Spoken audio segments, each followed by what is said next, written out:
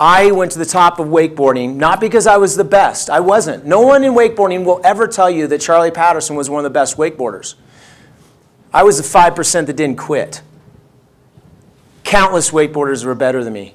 And I saw wakeboarding for the first time when I was going to school at the University of Oregon. I was studying biology. I was on a course to become a doctor. I was pre-med. I was doing track for Oregon, go Ducks. I saw someone wakeboard for the first time, and my life changed. And my stomach was in my throat. Every hair was standing up on my body, on my head, like it is now.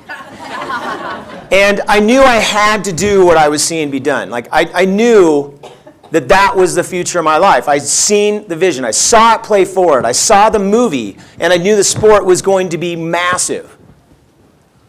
So massive that I knew that the biggest regret that I could ever have would be to live a life of saying, what if? Or I wish I would have. So I went back to my family and my friends and my coach, and I told him I'm dropping out of school, I'm moving to Florida, and I'm going to become a professional wakeboarder. That's exactly what she needed to do. Put that on her feet. That could wrap up a gold medal for Nikki Stone. No American has ever medaled in the freestyle event of inverted aerials, much less a gold medal. So today I'd like to share with you how the power of this one girl went out there to achieve her Olympic gold medal. And along the way, make sure that you reach out for your goals with the power yourself to go out there and achieve whatever your gold medal may be. In order to be successful, you have to be like a turtle. You have to be soft on the inside, you have to have a hard shell, and you have to be willing to stick your neck out. And throughout my career, I realized how I could develop my turtle effect. By having that soft inside, I needed passion for what I did. In order to have that hard shell, I needed focus, commitment, the ability to overcome adversity. And in order to stick my neck out, I had to believe in myself, I had to make sure that I took risks, and I needed the teamwork to make sure I followed through.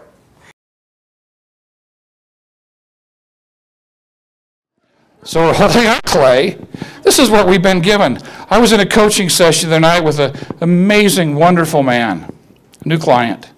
His wife divorced him 3 years ago. He's got huge alimony payments. His girlfriend he'd been dating just dropped him, and he was devastated. He's 57 years old, and the world's come to an end. I don't want my clay. It was sad. I wanted to weep with him. Then I remember what Lon said. So I pulled out the book, Lon, and I read to him. I put your story in my book about this, and I said, so what?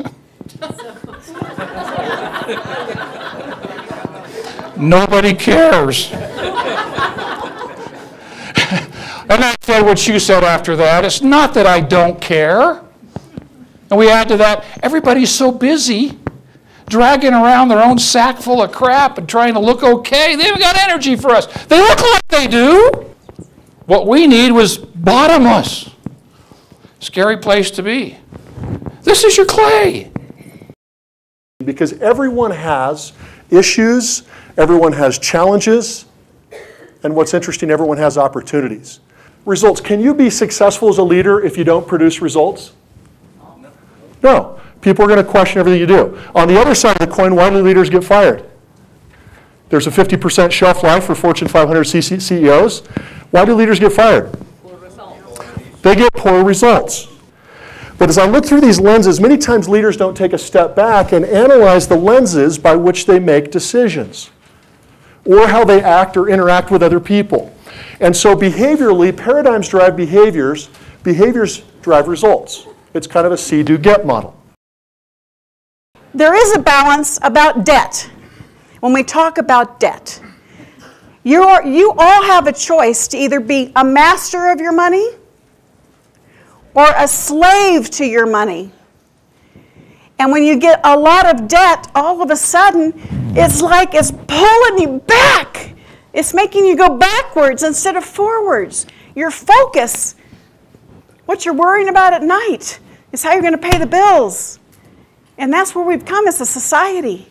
And the way we can get out of that, entrepreneurship, creating value, helping other people, serving other people.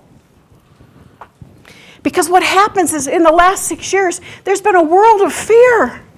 A world of fear. Fear does one of two things. It paralyzes you, which it does most people, or it motivates you. That fear at the top of a ski slope, I can only imagine. I would not ever be able to experience that. Spend less than you earn. Everybody say it with me. Spend less than you earn. It's kind of simple, isn't it? But I don't know. Somehow people have a hard time following that. So all of that economics lessons is over. And so, in 1984, what began as an ad became a forecast of the future. Peter Vidmar, with Sakamoto at his side, captained the U.S. men's gymnastics team to its first ever Olympic gold medal. Okay, Peter, I've been doing some yoga, and I'm going to show you something I can do now, okay? I want you, you don't have too much on me, so. Do I have to turn the heat up like really high? Yeah, you're right. So you go like this. Yeah. Like this. Yeah, that's good. For them to be the best, did they work twice as hard as the rest? And the answer, of course, is no. That's impossible. If a gymnast trains 6 hours every day, I'm not going to train 12 hours a day to make sure that I win. My body'd fall apart. It's counterproductive. It doesn't work that way. But I can train 6 hours and 15 minutes a day. And that was a very simple theme to my training. I knew I could never work twice as hard as Mitch Gaylord or Tim Daggett. Those are two guys that I train with every day. All three of us together made the Olympic team. They work hard. You can't work twice as hard as them. But if I set my mind to it, I thought maybe I could work about that much harder or that much smarter. So I used to have a goal. This is a very noble goal, to be the last person out of the gym at the end of each day, which is pretty hard to do when the rest of the team has that same stupid goal.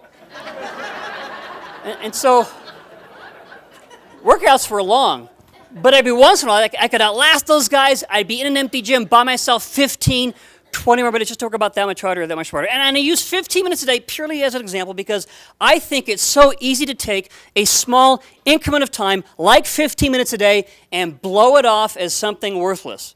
You're probably thinking, okay, Peter, give me a break. You're going to tell me that 15 minutes a day got some major impact on my life. Please. Well, 15 minutes a day every day for 1 year adds up to over 91 hours. If an athlete trains in a sport for 3 hours a day, and he or she chooses to train an extra 15 minutes a day, after 1 year, that's an extra 91 hours. See, that's an extra month of training every year based on a 3-hour-a-day workout schedule.